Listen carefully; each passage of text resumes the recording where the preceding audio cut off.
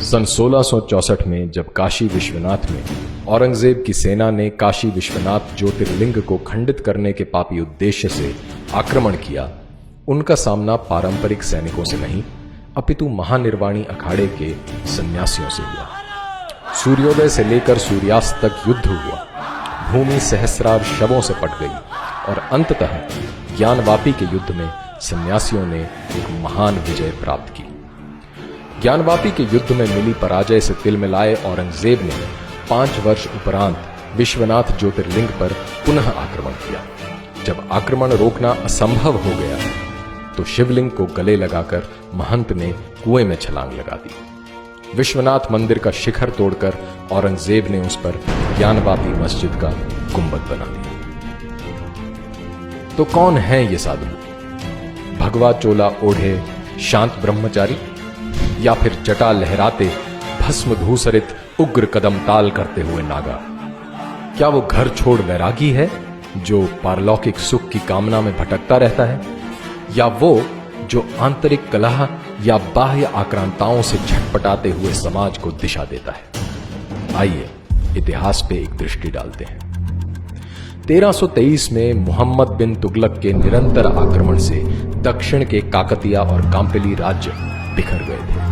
मठ मंदिर खंडित कर दिए गए थे और आम जनमानस में असुरक्षा का भाव व्याप्त हो गया था। जबरन धर्मांतरण साधारण बात बन गई। काकतिया राज्य के पूर्व मंत्री हरिहर और बुक्का राय को जबरन इस्लाम कबूल करवाकर उसी क्षेत्र के जागीरदार के रूप में नियुक्त किया गया। ऐसी अराजकता को समाप्त करने के लिए क्या करना यथोचित था? एक धर्मपरायण राज की स्थापना करना। परंतु कैसे? स्वामी विद्यारण्य का आध्यात्म बल ही था कि उन्होंने हरिहर और बुक्का राय को हिंदू धर्म में पुनः दीक्षित कर विजयनगर साम्राज्य की स्थापना की। दोनों भाइयों ने आक्रांताओं को बाहर खदेड़ा और राज्य की सीमाएं सुरक्षित की। स्वामी विद्यारण्य ने सन्यासी होते हुए न केवल नए राज्य को धार्मिक दिशा दी अपितु प्रधानमंत्री का पदभार भी संभाला। और इस प्रकार दक्षिण में विजयनगर इस्लामिक घुसपैठियों के विरुद्ध बांध बनकर उभरा, जो 200 वर्ष तक अपने कुशल प्रशासन, उदारवादी धार्मिक नीति, कूटनीति और अर्थव्यवस्था के कारण समृद्ध रहा। मध्यकाल में इस्लामी विस्तार भारत पर कहर बनकर टूटा। 16वीं शताब्दी में अकबर के शासनकाल में मुसलमान सूफी हिंदू सन्यासियों पर अनायास ही हिंसा पे उतारू थे। इसके परिणाम स्वरूप स्वामी मधुसूदन सरस्वती ने सन्यासियों को आत्मरक्षा में शस्त्र उठाने हेतु काशी में प्रतिज्ञाबद्ध किया। 17वीं शताब्दी की शुरुआत में मराठी सन्यासी स्वामी समर्थ रामदास तीर्थाटन करते हुए इस्लामिक आक्रांताओं के पराधीन भारत की दुर्दशा को प्रत्यक्ष देख रहे थे। जनमानस मरणासन्न हो चुका था। उसकी सामाजिक, राजनैतिक तथा धार्मिक नवचेतना के लिए उसमें पौरुष अभिमंत्रित करना आवश्यक था। पुनः धर्म स्थापना हेतु स्वामी रामदास ने गांव-गांव में हनुमान मंदिरों और अखाड़ों की स्थापना की, जिसमें मराठा योद्धा तैयार हुए। स्वामी रामदास ने शिवाजी को क्षत्रिय धर्म उपदेशित किया तथा स्वयं को छत्रपति घोषित कर हिंदवी स्वराज की स्थापना करने के लिए प्रेरित किया। औरंगजेब के शासनकाल में मुगल आतंक अपने चरम पे पहुंचा, जब गुरु गोविंद सिंह के शिशु पुत्रों को इस्लाम न कबूल करने पर दीवारों में चुनवा दिया गया। उधर लक्ष्मण दास नामक एक राजपूत को अपने हाथों से हुई गर्भवती हिरनी की हत्या के कारण संसार से विरक्ति हुई। योगिक साधना करते हुए इन्होंने कई सिद्धियां प्राप्त की। गुरु गोविंद सिंह जी के आग्रह पर इन्होंने पुनः क्षत्रिय धर्म का वहन किया और सरहिंद को फतह कर साहबजादों की नृशंस हत्या का प्रतिशोध लिया। संसार इन्हें बंदा बहादुर के नाम से जानने लगा।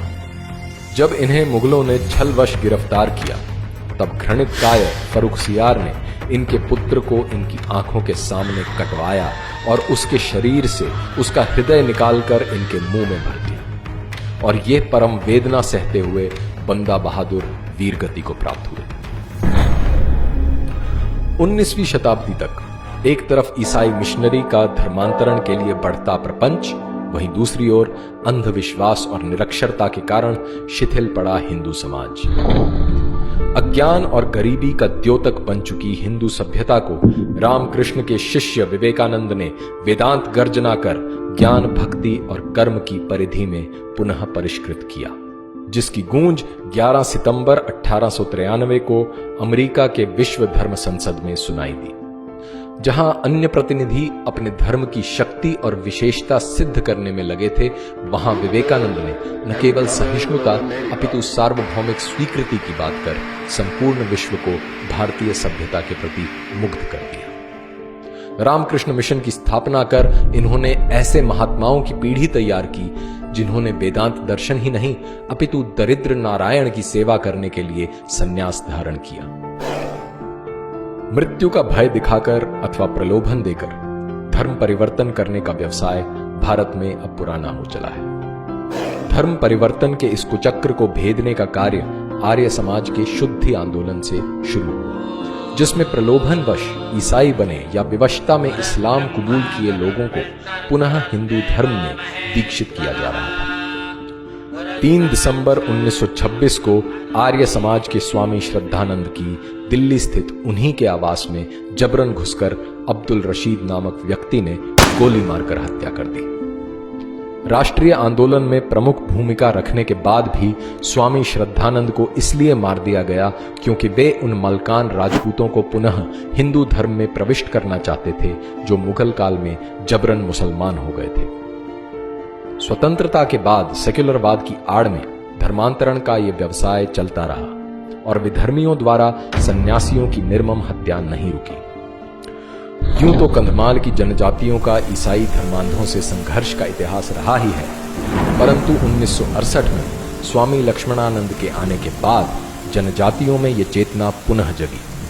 23 अगस्त 2008 को जन्माष्टमी के दिन 20 सशक्त नकाबपोशों ने स्वामी लक्ष्मणानंद की कलाई और स्नायुजाल को काटकर उनके शरीर को गोलियों से छलनी कर दिया। 2013 में माओवादी नेता पुलरी रामा राव तथा अन्य धर्मांतरित ईसाइयों को दोषी पाया गया। इसी प्रकार सन्यासी कई बार गहरे षड्यंत्र का शिकार हो जाते हैं या फिर सरकारी उदासीनता के कारण गुमनामी में देह त्याग करते हैं। हरिद्वार स्थित मातृसदन आश्रम के सन्यासियों की गंगा के अविरल निर्मल प्रवाह के लिए देह त्याग की परंपरा सी बन गई। उसी परंपरा के साधु स्वामी ज्ञान स्वरूप सानंद ने सरकार से मुख्यतः हिमालय में गंगा की सहायक नदियों पर बनने वाले जल विद्युत परियोजनाओं पर तथा हरिद्वार कुंभ में बालू खनन, निर्वनीकरण तथा जीव जंतुओं की हत्या पर प्रभावी रोक लगाने की मांग की। सरकार की उदासीनता देखकर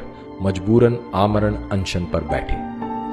अपने अंतिम साक्षात्कार में स्वामी सानंद ने कहा था कि अगर गंगा के लिए उनकी मृत्यु भी हो जाए तो उन्हें कोई पछतावा नहीं होगा। 12 अक्टूबर 2018 को स्वामी सानंद ने अनशन के 112वें दिन अंतिम सांस ली।